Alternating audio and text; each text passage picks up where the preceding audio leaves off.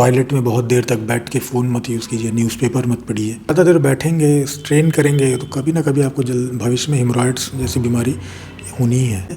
कि proper time पे सोइए, सुबह जल्दी उठिए, सुबह अपना जो भी एक्सरसाइज, व्यायाम, प्राणायाम, ध्यान, योग है वो कीजिए। पानी का इंटेक अच्छा रखिए, जितना हो सके फाइबर रिच डाइट पे आप रहिए। बिल्कुल हमारे पास non surgical, non invasive techniques भी हैं जो कि पेनलेस प्रोसीजर्स हैं। पेशेंट सेम डे अपने घर जा सकता है और उसको दर्द नहीं होगा और उसको सेम डे से रिलीफ मिलेगा। पाइल्स से हैं आप परेशान तो आप पहुंच जाइए जनता पाइल्स क्लिनिक एंड हॉस्पिटल पर, जहां पर आज जनता ब्रेकिंग न्यूज़ की टीम पहुंची है यहां पर देखने के लिए, क्योंकि 150 से ज़्यादा इनके पूरे देश में हॉस्पिटल्स हैं। जानेंगे कि ये किस पत्ती से इलाज करते हैं, कैसे डॉक्टर्स यहाँ पर बैठते हैं, कौन सी टीम यहाँ पर, कैसे सर्जन मिलेंगे और कौन कौन सी विधि और कौन कौन सी बीमारियाँ यहाँ पर ठीक की जाती है, बवासीर होती कैसे है, यह भी इनसे जानेंगे। चलिए अंदर चलते हैं, डॉक्टर्स की टीम है, उनसे सीधा बातचीत करेंगे। बवासीर भगंदर जैसी बीमारी कैसे ठीक हो सकती है, आज हम पहुँचे हैं जनता पाइल्स क्लिनिक एंड हॉस्पिटल में। जानेंगे, डॉक्टर अभिनव पांडे हमारे साथ हैं। सर बताएं थोड़ा कि कैसे ठीक हो सकती है, क्या इसके इलाज होते हैं पाइल्स के? देखिए, जो पाइल्स हुआ, फिशर हुआ, फिस्टुला हुआ, ये एनोरेक्टल डिजीज़ेज़ हैं, मतलब गुदा द्वार में होने वाली बीमारियां हैं।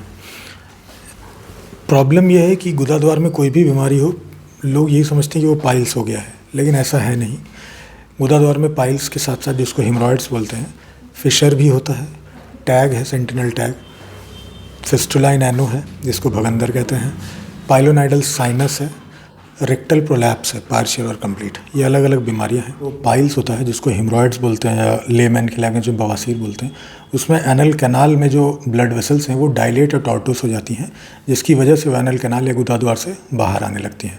पेशेंट कंप्लेन करेगा ब्लीडिंग की भी, कि खून आ रहा है और बहुत ज़्यादा सीवियर, बहुत ज़्यादा ब्लीडिंग होती है। और इसमें कुछ टाइप्स हैं मैम, इंटरनल हेमरॉइड्स और एक्सटर्नल हेमरॉइड्स। इंटरनल हेमरॉइड्स की भी फर्दर ग्रेडिंग होती है, ग्रेड 1, 2, 3, 4। फिस्टुला क्या होता है? फिस्टुला देखेंगे इसमें दो ओपनिंग होती है, एक बाहर की साइड होती है गुदा द्वार के और एक अंदर होती है।